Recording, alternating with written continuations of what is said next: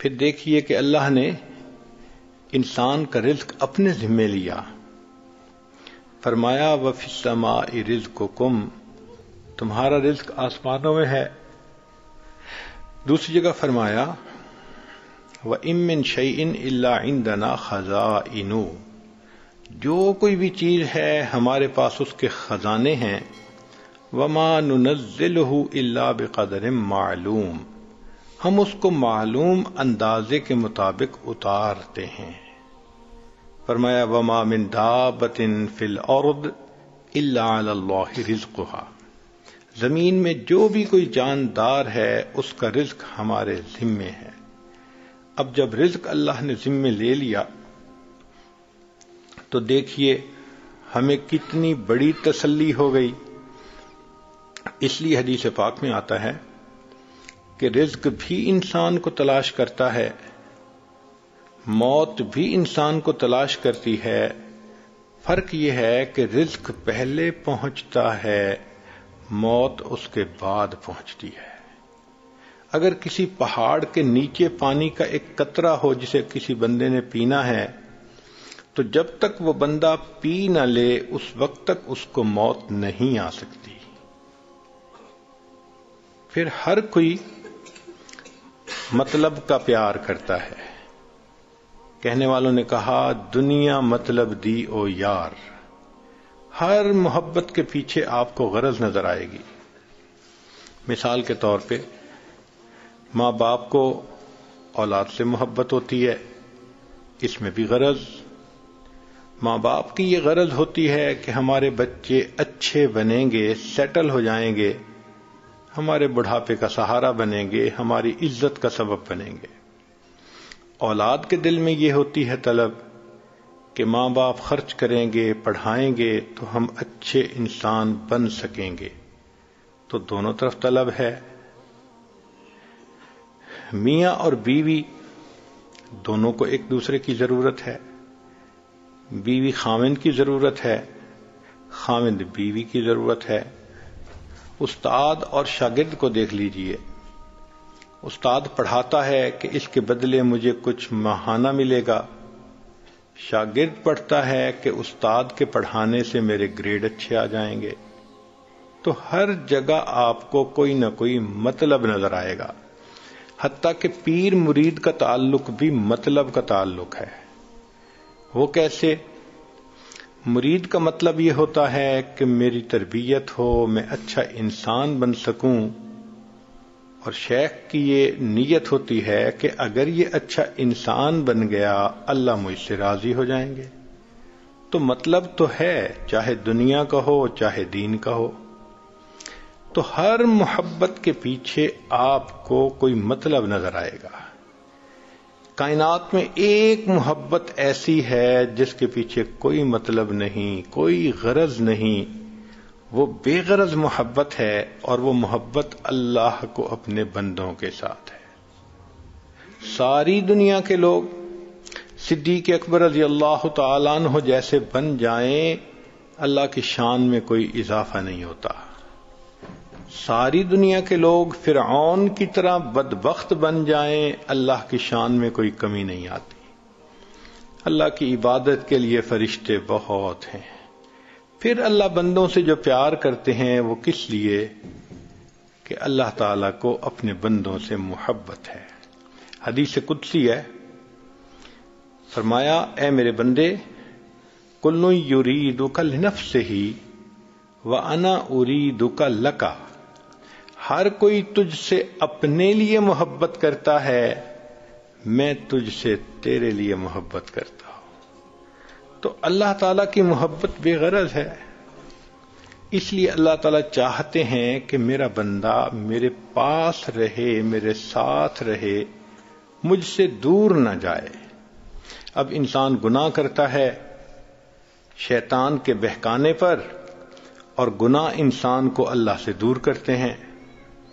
تو دیکھیں اللہ تعالیٰ نے گناہوں کو بخشنے کے کیسے کیسے سبب بنا دیے. یوں لگتا ہے کہ اللہ کی رحمت تل گئی ہے بندے کے گناہوں کو بخشنے کے لیے، بہانے بنا دیے بخشنے کے. غور کریں تو حیرانی ہوتی ہے میرے بندے، شیطان نے گناہ کروائے تجھے مجھ سے دور لے جانے کے لیے، میں نے بخشنے کے انتظام کر دیے تجھے اپنے قریب کرنے کے لیے۔ کس لیے؟ اے میرے بندے تو مجھے بہت پیارا لگتا ہے۔ اب مثلا غور کیجئے کہ دو فرشتے ہیں، ایک نیکی لکھنے والا اور ایک گناہ لکھنے والا۔ اللہ نے نیکی والے فرشتے کو افسر بنا دیا اور دوسرے کو ماتحت بنا دیا۔ جب بندہ نیکی کا ارادہ کرتا ہے تو نیکی کا فرشتہ فوراً ارادہ کرنے پر بھی ایک نیکی لکھ دیتا ہے، اور جب نیکی کر لیتا ہے تو ایک کے بدلے 10 نیکیاں لکھتا ہے۔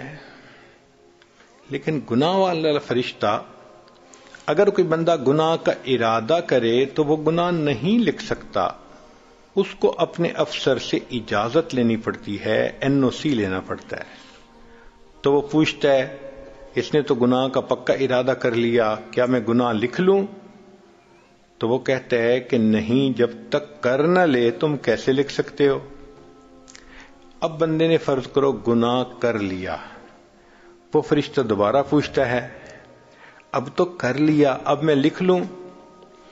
تو اس کا افسر اس کو کہتا ہے تمہیں کیا جلدی پڑی ہے، ہو سکتا ہے یہ توبہ کر لے، دل میں نادم ہو، شرمندہ ہو، اور اللہ اس کو معاف کر دیں تو تم جو لکھ کے کاٹو گے، کیا ضرورت ہے ایسا کرنے کی، انتظار کر لو۔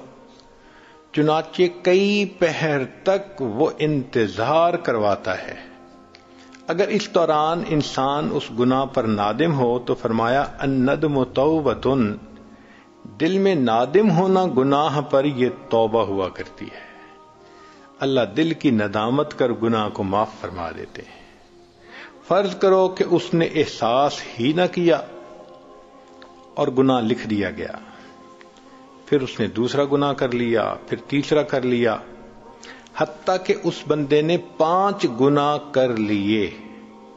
اس کے بعد اگر وہ کوئی نیکی کرتا ہے تو نیکی والا فرشتہ اس کو کہتا ہے کہ سنو، اللہ کا قانون ہے من جاء بالحسنۃ فلہ 10 امثالھا، کہ جو بندہ ایک نیکی لائے گا ہم 10 گنا اجر دیں گے۔ ایک نیکی اس نے کی اور میں نے اس کے بدلے 10 نیکیاں لکھنی ہیں۔ میں 10 نیکیاں نہیں لکھتا، تم 5 گنا مٹا دو اور باقی 5 نیکیاں اس کی میں انٹری کر دیتا ہوں۔ اللہ اکبر کبیرہ، اللہ کی رحمت کا معاملہ دیکھیے، 5 گناہ مٹا دیے جاتے ہیں اور بقیہ 5 نیکیاں لکھ دی جاتی ہیں۔ کیوں؟ اے میرے بندے تو مجھے بہت پیارا لگتا ہے۔ اب فرض کرو کہ اس بندے نے خود نیکیاں بھی نہیں کی، مگر اللہ تعالیٰ تو چاہتے ہیں نا کہ میں اس کے گناہوں کو معاف کروں، تو حدیث پاک میں ہے کہ اللہ نے باقی جانداروں کو ذمے لگا دیا کہ تم انسانوں کے لیے دعا کرو۔ چنانچہ حیتان، مچھلیاں پانی میں انسان کے لیے استغفار کرتی ہیں، بلوں میں چیونٹیاں استغفار کرتی ہیں، ہوا میں پرندے استغفار کرتے ہیں، اور ان کے استغفار کو بہانہ بنا کر اللہ بندوں کے گناہوں کو معاف فرما دیتے ہیں۔ یہ کس لیے؟ اے میرے بندے تو مجھے بہت پیارا لگتا ہے۔ پھر ذرا اس سے اگلی بات دیکھیے کہ اللہ تعالیٰ نے اپنی معصوم مخلوق جن کو فرشتے کہتے ہیں ان کے ذمہ لگا دیا۔